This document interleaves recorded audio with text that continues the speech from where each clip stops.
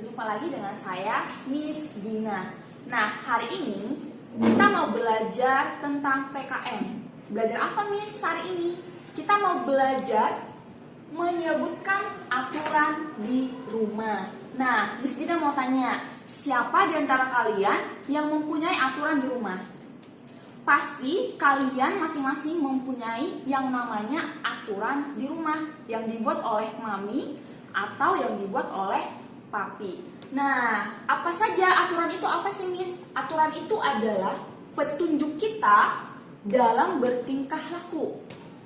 Adapun contoh aturan yang berlaku di rumah, contoh nih yang pertama, bermain setelah belajar.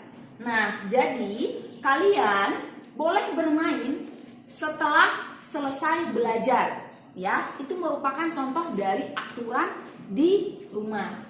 Yang kedua, ikut membantu ibu merapikan tempat tidur.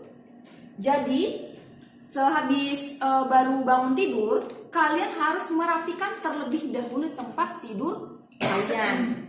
Yang ketiga, menonton televisi di luar jam belajar, ya.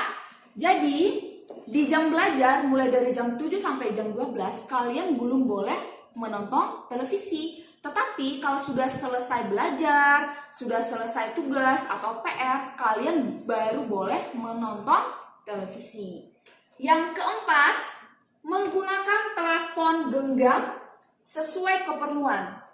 Telepon genggam itu sama dengan handphone, ya. Jadi, kalian menggunakan handphone itu sesuai dengan keperluan atau hanya untuk belajar saja, bukan untuk bermain game, ya. Nah, manfaat mematuhi aturan di rumah.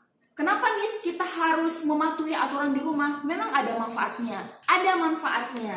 Contoh, kita harus merapikan meja belajar, ya, supaya kita bisa belajar dengan nyaman. Kalau meja belajar kita berantakan, kita tidak akan nyaman untuk belajar. Yang manfaat yang kedua, merapikan kamar. Supaya apa kita merapikan kamar? Supaya kamar kita bersih. Kalau kamar kita bersih, kita akan nyaman tidur dalam kamar tersebut. Yang ketiga, mengerjakan PR sebelum bermain. Kenapa kita harus mengerjakan PR tepat waktu? Supaya cepat selesai. Yang keempat, bangun tepat waktu. Supaya apa, Miss?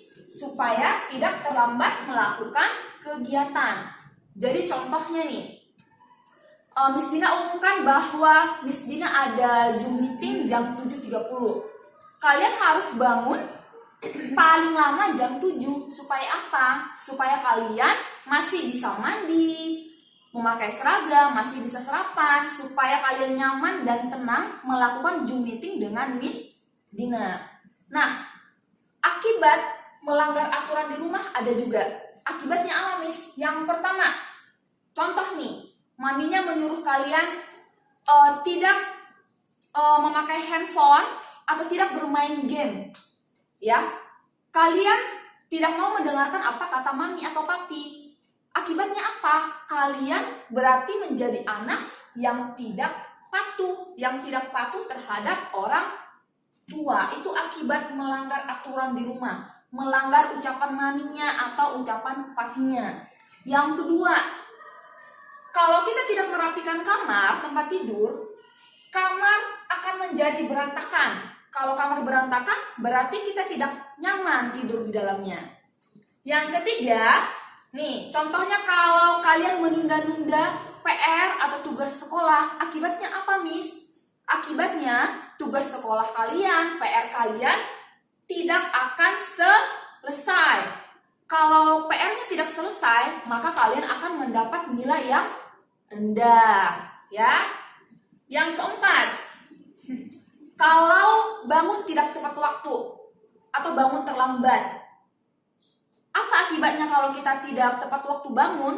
Maka kita akan terlambat untuk melakukan kegiatan. Kalian akan terlambat untuk Zoom meeting dengan Miss Dina. Atau mungkin kalian Zoom meeting dengan Miss Dina tetapi belum sarapan atau bahkan belum mandi. Nah, Demikian penjelasan Miss Dina untuk hari ini. Miss Dina harap kalian pelajari kembali di rumah. Bye-bye, terima kasih anak-anak.